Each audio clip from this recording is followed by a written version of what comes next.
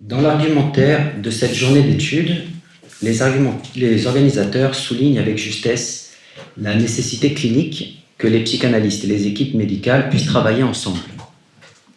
S'ils précisent que le psychanalyste doit travailler avec et pour la médecine, il me semble important de mettre en évidence ici l'autre proposition qui découle de cette articulation, à savoir que le médecin doit travailler avec et pour la psychanalyse. Le micro un peu plus loin. Un peu plus loin le micro. C'est bon comme ça ? Cette dernière proposition permet d'éclairer une certaine orientation clinique dans le soin et dans la prophylaxie des symptômes psychiques, corporels et organiques. À travers sa cartographie de la clinique avec le malade, le patient et le psychanalysant, à l'usage des médecins psychistes et psychanalystes en institution et en ville, Fernando de Amorim a remarquablement élaboré cette articulation clinique, notamment avec le concept de conification du transfert, qui souligne l'importance que les médecins puissent orienter au plus tôt les patients ou les malades vers le psychanalyste. Dans le cadre du fonctionnement du champ médical actuel, il est sensible que la prise en compte de cette articulation clinique suscite d'importantes résistances, si bien que nous pouvons nous demander si l'importance de celle-ci n'est pas à la hauteur du bouleversement que la découverte freudienne y a introduit. L'ampleur de cette imperméabilité au message freudien apparaît avec d'autant plus de vigueur aujourd'hui que les résultats de la psychanalyse mettent en lumière l'impasse clinique qui consiste à traiter les symptômes des êtres parlants en excluant la question de leurs désirs et de leurs responsabilités. Autrement dit, les apports de la psychanalyse permettent d'éclairer rétrospectivement le dévoiement même du sens de la clinique médicale dès lors qu'elle exclut la découverte freudienne et ses implications. C'est ce qu'Alain Abel-Hauser souligne en ces termes dans un article du journal Le Monde datant de 2004. Je le cite.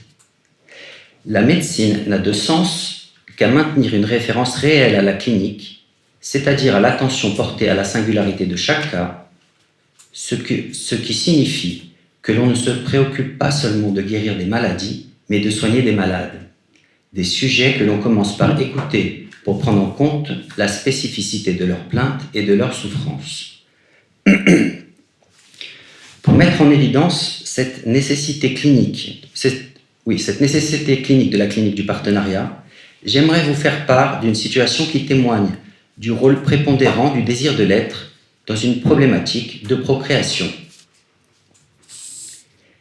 Il y a une dizaine d'années, une jeune femme de 30 ans, Sonia, vient me rendre visite. « Je viens vous rendre visite, dit-elle, car je n'arrive pas à tomber enceinte. J'ai rencontré plusieurs médecins et malgré la batterie d'examens que j'ai pu faire, ils n'ont trouvé aucune raison au fait que je ne tombe pas enceinte. Je sens bien que je fais un blocage, que mon corps s'exprime. Cela fait 3 ans que je suis en relation et dès le début, j'avais déjà un blocage sexuellement. J'ai l'impression d'avoir trop de contrôle sur ce qui touche à la sexualité. » Effectivement, Sonia est beaucoup dans le contrôle. Elle ne lâche pas, dit-elle. Elle contrôle ses paroles, son comportement et est constamment obnubilée par la maîtrise de l'image qu'elle peut renvoyer.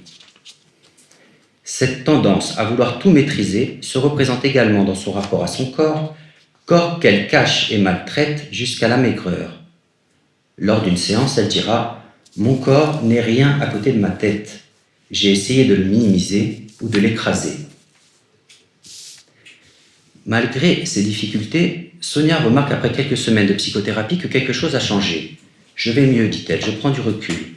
Normalement, si je ne suis pas enceinte, je suis très triste. Là, je ne le vis pas trop mal. J'avance. Je pensais au fait de lâcher. Là, j'ai l'impression d'avoir lâché sur quelque chose. Je ne sais pas vraiment quoi, sur moi-même. J'ai l'impression de me sentir plus légère. »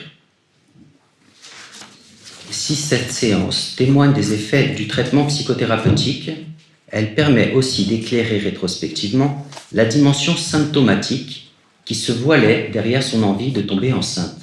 Ce projet, comme elle l'appelle, accaparait toutes les pensées de Sonia du matin au soir. Elle était obsédée par cette idée, si bien qu'elle délaissait autant sa vie sentimentale que professionnelle.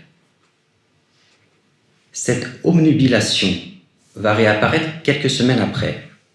Alors que les médecins n'ont trouvé aucune raison au fait qu'elle ne tombe pas enceinte, Sonia va tout de même persister dans cette voie. J'ai fait des examens, dit-elle.